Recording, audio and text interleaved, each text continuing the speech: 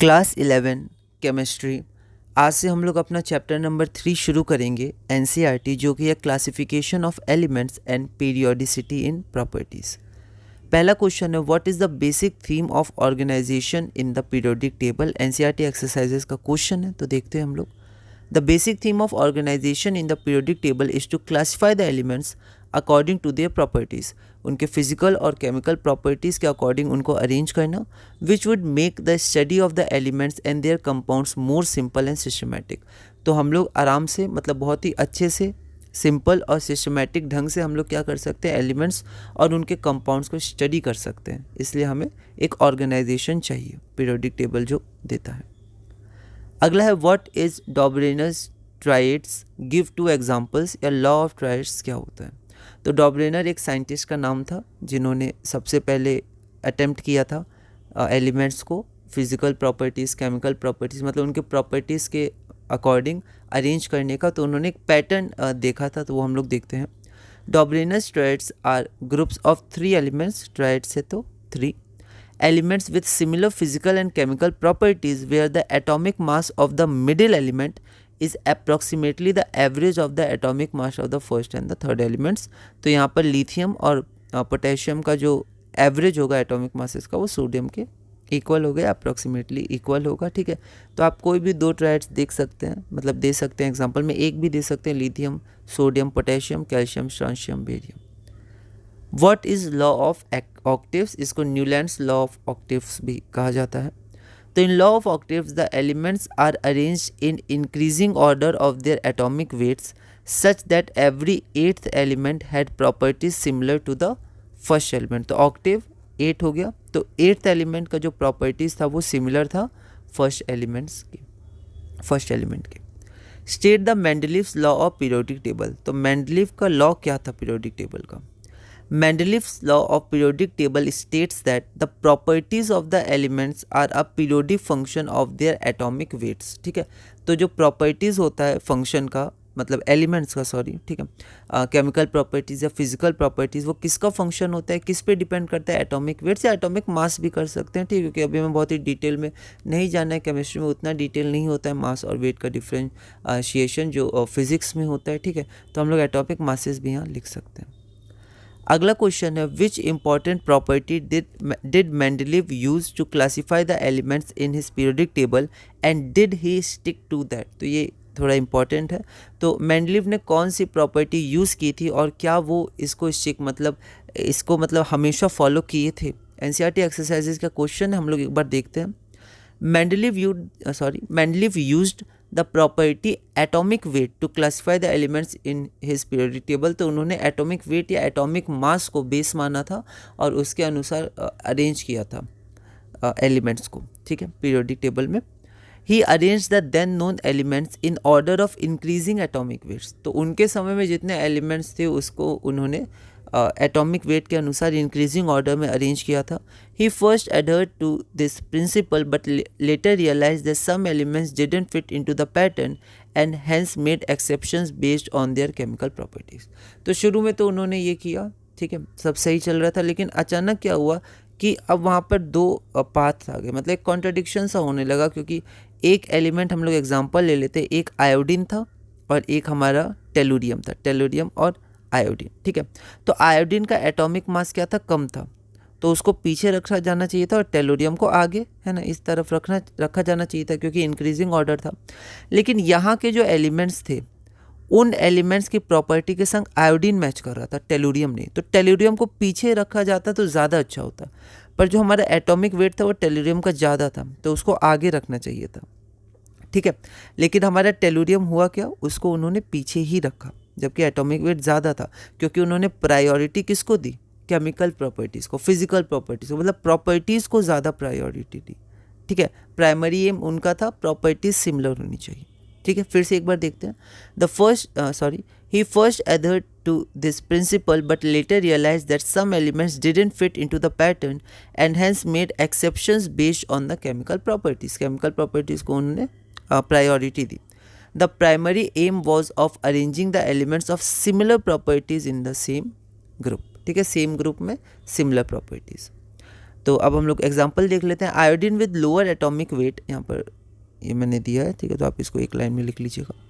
Iodine with lower atomic weight than tellurium, ठीक है, जो ग्रुप 6 में था, placed along with fluorine, chlorine, bromine 7, ठीक है। तो ग्रुप 7 में फ्लोरीन, क्लोरीन और ब्रोमीन था, ठीक है, लेकिन ग्रुप 7 में आपका आयोडीन को प्लेस कर दिया गया है ना, और ग्रुप 6 में आपको टेलुरियम को प्लेस कर दिया गया, पीछे कर दिया गया टेलुरियम को, ठीक है।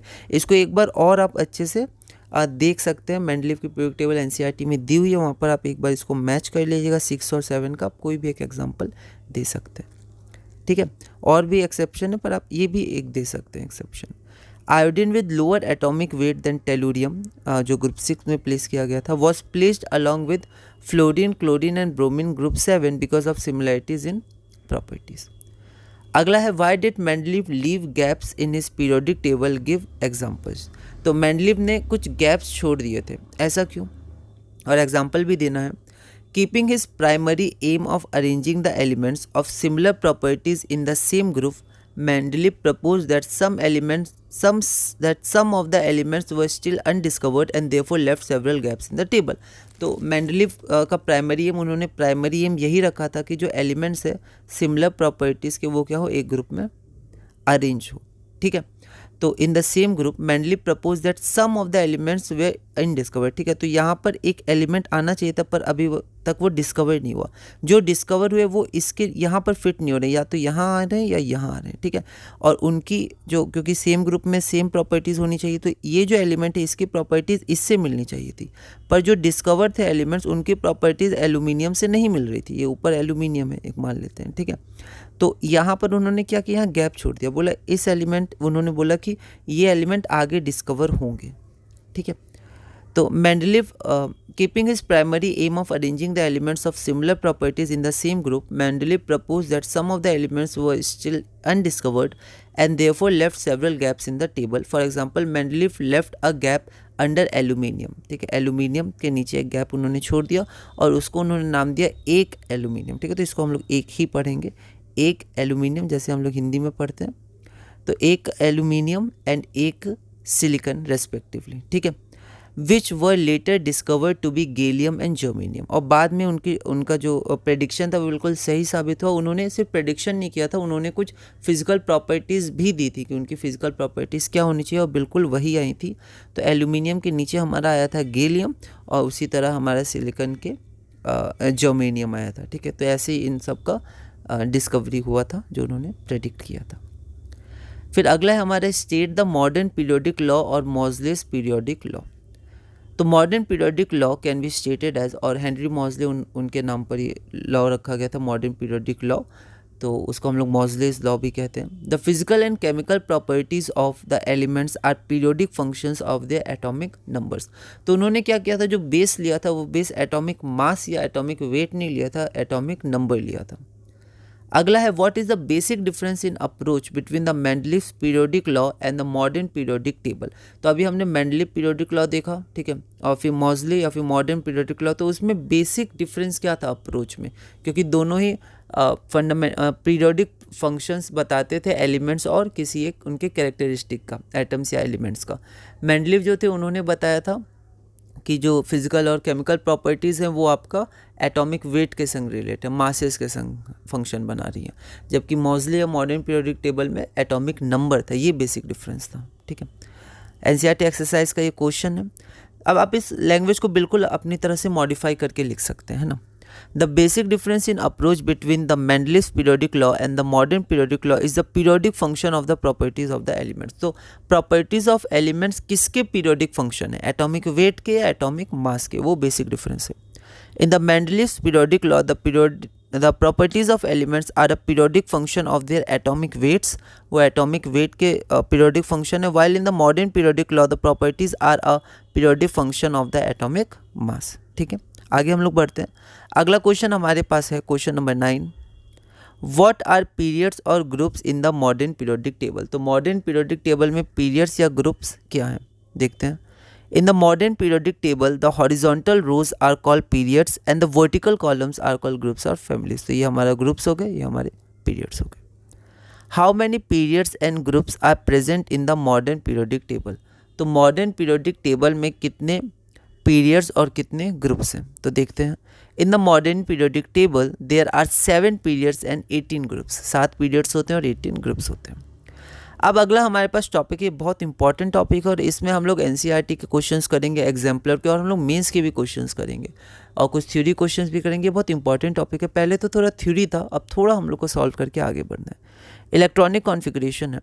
How would you justify the presence of 18 elements in the 5th period of the periodic table. तो फर्स्ट पीरियड में 2 एलिमेंट है, हाइड्रोजन हीलियम, उसके बाद second period, third, fourth, fifth, तो इनमें अलग अलग नंबर ऑफ एलिमेंट्स है। तो यहाँ बोला गया कि आप कैसे जस्टिफाई करेंगे, आप कैसे बताएंगे, ठीक है, कि 5th पीरियड में 18 एलिमेंट्स होते हैं। एनसीईआरटी इंटेक्स क्वेश्चन है पर सॉल्व इंटेक्स क्वेश्चन है।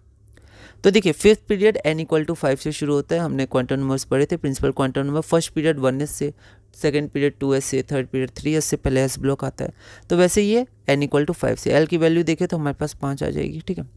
तो यहाँ पर जो ऑर्बिटल्स होंगे वो सब नहीं होंगे, 1s 2s 3s सब नहीं होंगे, वो शुरू होंगे 5 से, ठीक है। तो 5s और उसके बाद हमारा d सीरीज़ आता है ना, ट्रांजिशन सीरीज़, तो वहाँ पर 4d हो जाएगा हमारे पास, ठीक है। अगर हम लोग इसका एनर्जी देखेंगे तो 5 + 0 5 और SPD 0 1 2 4 + 2 6, तो यहाँ पर 6 आ जाएगा। तो पहले 5s फिल होगा, ठीक है, उसके बाद 4d और उसके बाद 5p, p ब्लॉक पे एंड हो जाता है, तो हमारा 5s 4d और 5p हो गया, ठीक है। ऐसे थोड़ा पीरियोडिक टेबल अगर हम लोग ध्यान रखेंगे तो सही रहेगा। 5s में s ऑर्बिटल है तो 1 ऑर्बिटल, d में 5 ऑर्बिटल होते हैं, p में 3 ऑर्बिटल्स होते हैं, एक ऑर्बिटल में 2 इलेक्ट्रॉन्स, जो हमने एक्सक्लूजन प्रिंसिपल्स और वो सब पढ़ा था। तो 2 electrons, 10 electrons, 6 electrons and 18 electrons, sorry 6 electrons, तो टोटल हमारा 18 इलेक्ट्रॉन्स हो जाएगा। आगे हम लोग देखते हैं, on the basis of quantum numbers justify that the 6th period of the periodic table should have 32 elements. तो जो हमारा 6th पीरियड है उसमें 32 एलिमेंट्स होने चाहिए। एनसीईआरटी एक्सरसाइज का क्वेश्चन है, सिमिलर है, तो हम लोग फिर से देखते हैं। 6 पीरियड है तो n=6, तो 6s से वो शुरू होगा। अब यहाँ पर आपका क्या होता है, 4f आ जाता है। 6th पीरियड में आपका लेंथेनॉइड शुरू हो जाता है, 7th पीरियड में आपका एक्टिनॉइड शुरू हो जाता है, तो 4f भी फिल होना शुरू हो जाएगा। तो 4f आएगा, फिर आपका अगर देखिएगा तो आपका d ब्लॉक आता है, यहाँ पर 5d हो जाएगा, ठीक है। अगर 6 है तो 5, 5 है तो 4d होता है, ठीक है। तो ऐसे कुछ कुछ ऑब्जर्वेशन हम लोग देखेंगे, थोड़ा पीरियोडिक टेबल, तो आप वो प्रिंसिपल थोड़ा देखेंगे तो हम लोग को ध्यान रहेगा, क्वेश्चन प्रैक्टिस करेंगे हो जाएगा, क्योंकि मेंस और ये सब कंपटीशन एग्जाम में ये सब क्वेश्चंस पूछे जाते हैं। तो 6s 4f 5d 6p में कन्फ्यूजन होता है, तो थोड़ा ध्यान रखना है। तो यहाँ पर 6p पे ख़त्म होता है, p ब्लॉक पे ख़त्म होता है। तो अब हम लोग देखते हैं, s है तो 1 ऑर्बिटल 2 इलेक्ट्रॉन, f है तो 7 ऑर्बिटल्स 14 इलेक्ट्रॉन्स, d है तो हमारे पास 5 ऑर्बिटल्स 10 इलेक्ट्रॉन्स और p है तो 3 ऑर्बिटल्स 6 इलेक्ट्रॉन्स। तो अगर इसको सम करेंगे तो हमारे पास 32 इलेक्ट्रॉन्स हो जाएंगे, ठीक है। तो ये हमारा 32 इलेक्ट्रॉन्स, हमारा 32 एलिमेंट, ठीक है, कि एक एक इलेक्ट्रॉन बढ़ता है हमारा, है ना, न्यूट्रल है तो एक एक बढ़ता रहता है, एटॉमिक नंबर हमारा इंक्रीज़ होता है एक एक से। फिर अगला हमारा 13 है, ये क्वेश्चन मैंने अभी आधा लिखा है, इसको हम लोग धीरे धीरे कंप्लीट करेंगे और अगले क्लास 2 में कंटिन्यू करेंगे। तो इस वीडियो में हमने क्लास 1 में 12 क्वेश्चंस किए केमिस्ट्री, क्लास 11 एनसीईआरटी चैप्टर 3 के। हम लोग अगली वीडियो में क्वेश्चन नंबर 13 और क्लास नंबर 2 से कंटिन्यू करेंगे और धीरे धीरे अपनी केमिस्ट्री क्लास 11 चैप्टर 3 में आगे बढ़ेंगे।